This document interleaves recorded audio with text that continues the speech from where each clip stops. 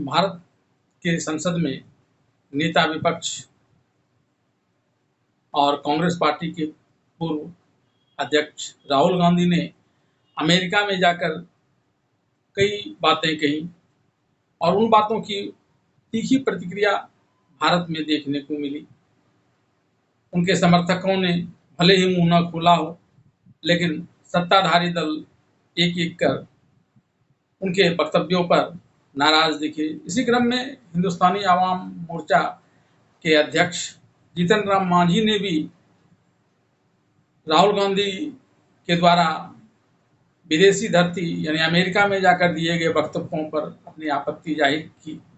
उन्होंने राहुल गांधी के इन वक्तव्यों को देश विरोधी वक्तव्य बताया और साथ ही उन्होंने भारत में इसे लेकर एक मुकदमा चलाने की भी बात कही।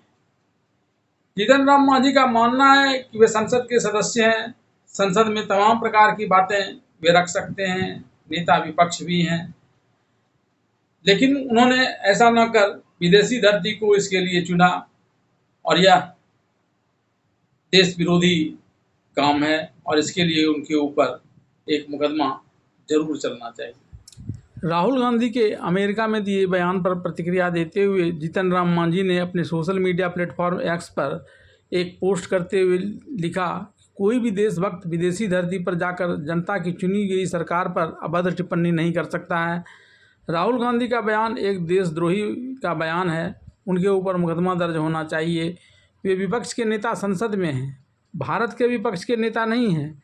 भारत में हम अलग अलग दल के लोग चुनाव लड़ते हैं, लेकिन बाहर देश के मामले में हम एक हैं। वह ऐसे क्यों नहीं समझते हैं? बाहर में भारत को नीचा करके वे क्या दिखाना चाहते हैं? ऐसा नेता भारत का नेता कैसे हो सकता है? हम इसे बर्दाश्त नहीं कर सकते। वहीं आरक्षण के मुद्दे पर केंद्रीय मंत्री जीतन राम मांझी ने अपनी बात रखते हुए सोशल मीडिया प्लेटफॉर्म एक्स पर लिखा कि जहां तक बात राहुल गांधी द्वारा आरक्षण को समाप्त करने की है, तो नरेंद्र मोदी के रहते हुए किसी भी राहुल गांधी की ऐसी हैसियत नहीं है कि देश से आरक्षण खत्म कर दे।